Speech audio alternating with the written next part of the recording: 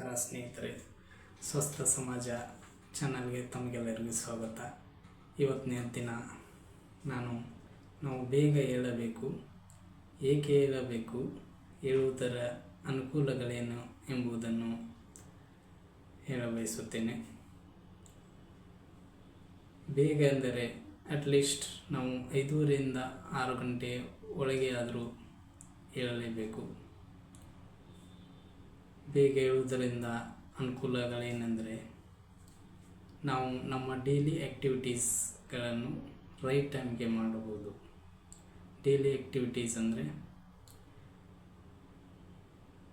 Walking, jogging ಅಥವಾ meditation ಮಾಡೋದು.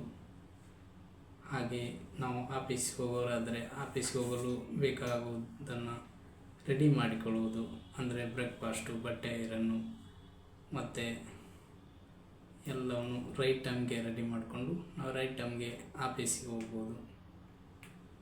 ಮತ್ತು ಸ್ಟ್ರೆಸ್ಸನ್ನು ರೆಡ್ಯೂಸ್ ಮಾಡ್ಬೋದು. ಹೇಗೆಂದರೆ ನಮ್ಮ ಎಲ್ಲ ಆ್ಯಕ್ಟಿವಿಟೀಸ್ ನಾವು ರೈಟ್ ಟೈಮ್ಗೆ ಮಾಡುವಾಗ ನಾವು ಅವಸರ ಇರೋದಿಲ್ಲ.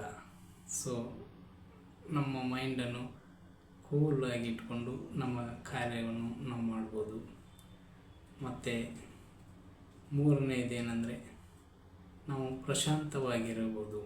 ಹೇಗೆಂದರೆ ನಾವು ಬೇಗ ಎದ್ದು ಮೆಡಿಟೇಷನ್ನು, ಜಾಗಿಂಗು ಮಾಡಿರ್ತೇವೆ. ಹಾಗೆ ನಮ್ಮ ಎಲ್ಲ ಆ್ಯಕ್ಟಿವಿಟೀಸ್ಗಳನ್ನ ಮಾಡಲಿಕ್ಕೆ ನಮಗೆ ಸಫಿಷಿಯೆಂಟ್ ಟೈಮ್ ಸಿಕ್ಕಿರ್ತದೆ. ನಾವು ಆರಾಮಾಗಿ ಕೆಲಸ ಮಾಡಿರ್ತೀವಿ. ಸೊ ಮೈಂಡ್ ಖುಷಿಯಾಗಿರ್ತದೆ. ನಾವು ಖುಷಿಯಿಂದ ಆಫೀಸಿಗೆ ಹೋಗಿ ಆಫೀಸಲ್ಲಿ ನಮ್ಮ ಕೆಲಸವನ್ನು ಮಾಡಲು ಅನುಕೂಲ ಆಗ್ತದೆ. ಆದ್ದರಿಂದ ನಾವು ಬೇಗ ಏಳುವುದರಿಂದ ಒಂದನೇದು, ನಮ್ಮ ಎಲ್ಲ ಆ್ಯಕ್ಟಿವಿಟೀಸನ್ನು ನಾವು ರೈಟ್ ಟೈಮಿಗೆ ಮಾಡ್ಬೋದು.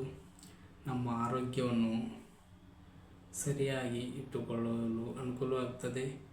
ಹಾಗೂ ನಮ್ಮ ಮನಸ್ಸನ್ನು ಪ್ರಶಾಂತವಾಗಿ ಸ್ಟ್ರೆಸ್ ಫ್ರೀಯಾಗಿ ಇಟ್ಟುಕೊಳ್ಳಲು ಅನುಕೂಲ ಆಗುತ್ತದೆ. ಆದ್ದರಿಂದ ನಾವು ಬೆಳಗ್ಗೆ ಬೇಗ ಏಳಬೇಕು ಎಂದು ತಮ್ಮಲ್ಲೂ ವಿನಂತಿಸಿಕೊಳ್ತೇನೆ. Thank you.